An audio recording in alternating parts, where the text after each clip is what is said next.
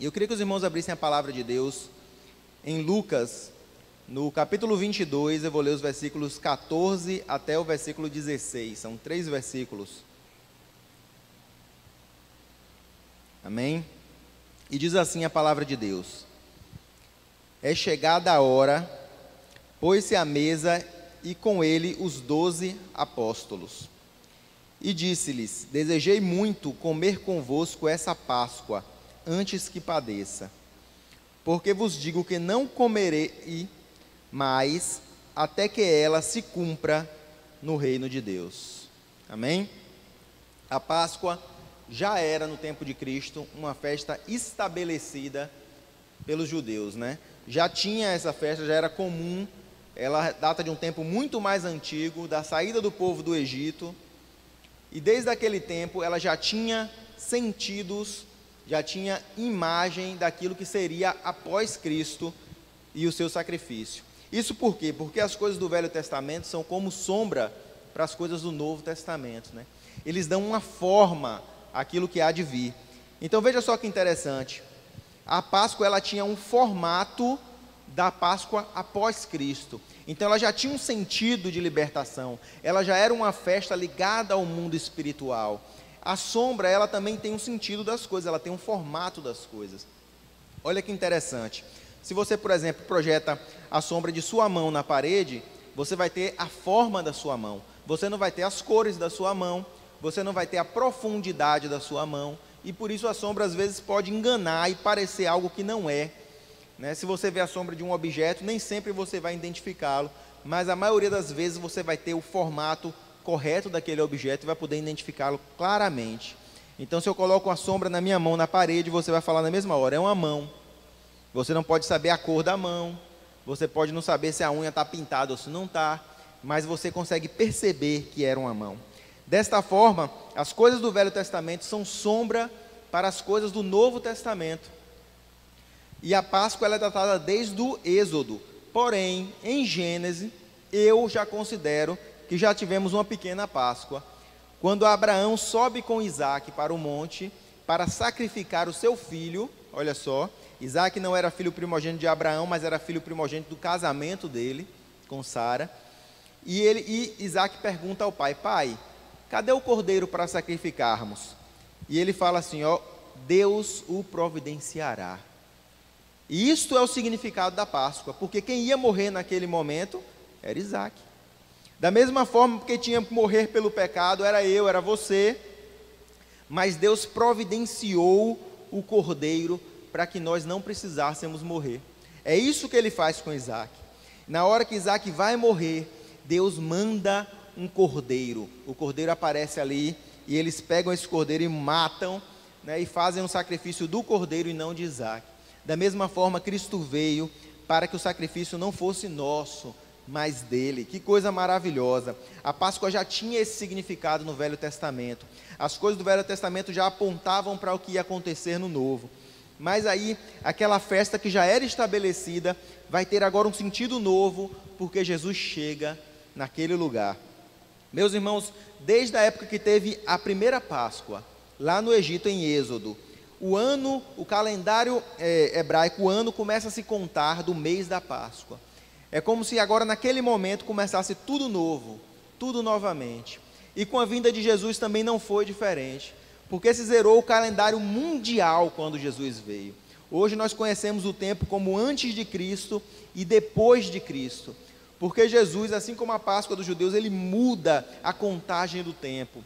Ele transforma, a partir de agora é algo diferente, é algo novo, a partir de agora é com Jesus. Antes era sem ele, antes era só a sombra, antes era só uma lembrança, era um sacrifício que remetia a outro, mas agora ele está aqui presente, ele é real, ele habita no meio de nós, ele nos convocou, ele nos curou, ele nos marcou.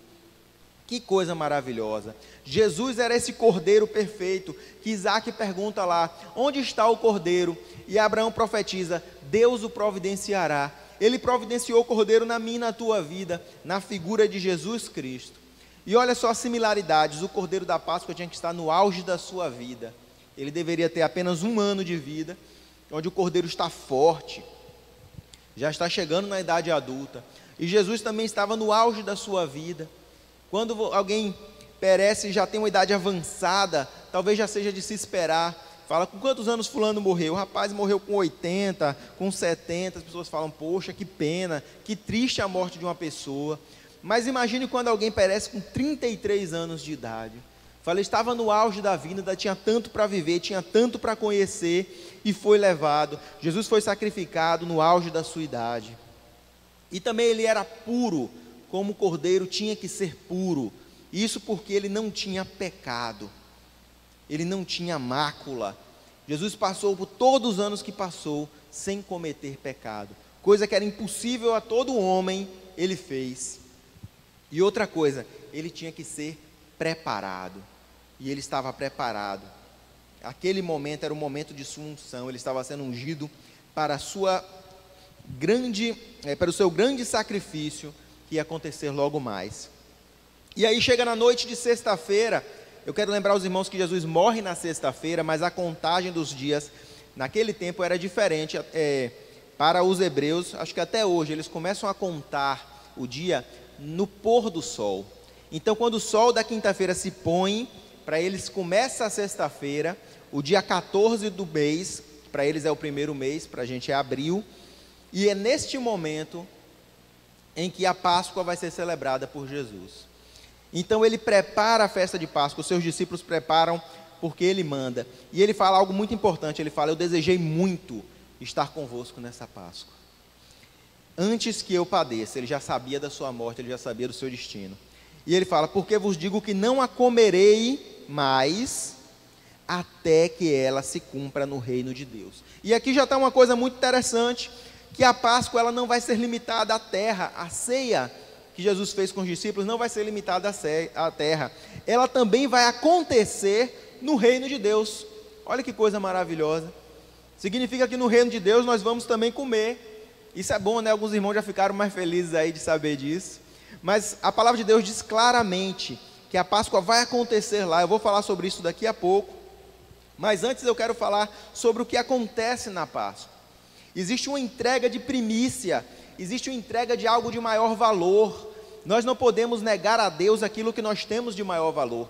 Abraão estava disposto a entregar o que ele tinha de maior valor, o seu primogênito, Isaque.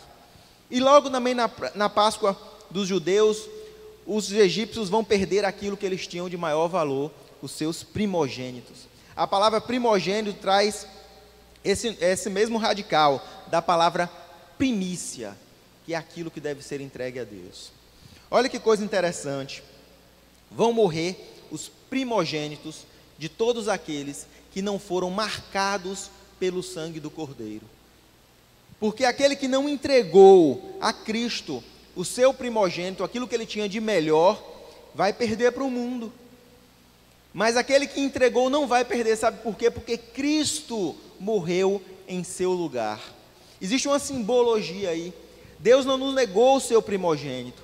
A dor que os egípcios sentiram foi tão grande, que no dia seguinte, ou no calendário deles no mesmo dia, porque eles comem à noite, no outro dia, enquanto ainda o sol estava posto, o faraó fala, vão embora da terra, vocês são maldição para a gente, eu não quero mais vocês aqui. A dor foi tão grande de perder essa primícia, que eles dispensaram o povo da terra. Agora imagine a dor de Deus também, de ter que entregar o seu filho unigênito, para morrer por mim e por você. Ele passou por esse sofrimento, e ele fez por amor das almas perdidas, para que a gente não tivesse que passar por esse sofrimento. Deus passou em nosso lugar, e ele falou, todo aquele que for marcado pelo sangue do Cordeiro, este não sofrerá esse mal. Mas aí nós negamos às vezes de entregar primícias para o Senhor. Ele não nos negou nem o seu próprio filho, e nós às vezes seguramos aquilo que temos de melhor, e não entregamos na casa do Senhor. Os nossos melhores talentos, seja louvar, seja pregar, seja o talento de ajudar dentro da casa do Senhor com alguma coisa. Meu irmão, seja qual for o seu talento, você deve entregar a sua primícia ao Senhor.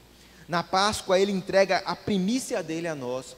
Nós comemos e bebemos algo que simboliza a carne e o sangue do seu filho primogênito, que foi morto por amor a nós. Agora, continuando, A Páscoa é um momento que remete à saída do Egito. Do mesmo jeito que os hebreus foram libertos do Egito, nós fomos libertos do pecado. Eles estavam ali comemorando, mesmo antes da ordem de Faraó, eles estavam comemorando que estavam libertos. Este era o significado da Páscoa. Quando nós ceamos também, nós comemoramos que somos livres do pecado, somos pertencentes à glória. Ainda não saímos daqui, mas temos que estar preparados. Quando nós voltamos lá na Páscoa, no Êxodo 12, no versículo 11 vai dizer assim, ó: assim, pois, o comereis. Fala sobre como devemos comer a Páscoa, como devemos ceiar a Páscoa. Os vossos lombos cingidos, os vossos sapatos nos pés e vosso cajado à mão. Isso tem uma simbologia. Ele diz que quando nós comermos da Páscoa, quando nós cearmos, nós temos que estar com lombos ungidos, com sapatos nos pés e com cajado ao alcance da mão, né? Normalmente quando você faz a sua ceia, você realmente está pronto, né? Pronto para dormir. Você já está com a roupa mais folgada, já está na sua casa tranquilamente. E aí você vai ceiar.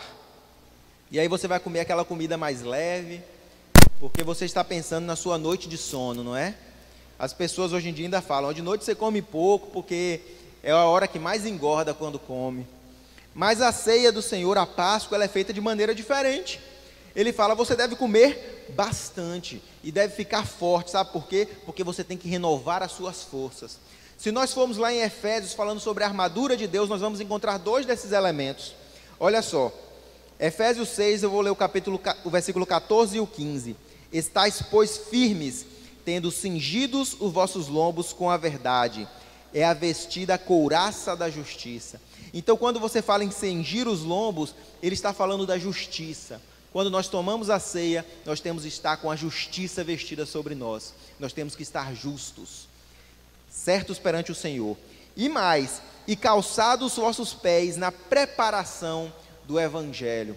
Olha só que interessante, nós estamos com os lombos cingidos e com os pés calçados. Fala sobre justiça e preparo do Evangelho. Olha que coisa maravilhosa. Quando nós fazemos a ceia, temos que estar prontos. Porque eles estavam prontos para sair do Egito e caminhar por muitos e muitos anos. Nós temos que estar prontos para sair desse mundo e nos encontrarmos com Deus. Fala sobre estar pronto, sobre estar vestido, sobre estar calçado, preparado para o momento que a trombeta soar e nós formos levados. Nós temos que estar preparados para esse momento quando tomamos a ceia.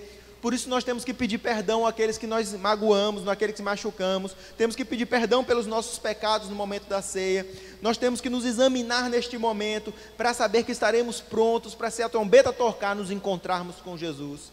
Ele também fala sobre um cajado que tem que estar perto à mão, para qualquer momento que for começar a jornada. Numa grande jornada, um cajado é muito importante, meus irmãos. Mas o cajado fala sobre direito, fala sobre ser digno, fala sobre ser líder.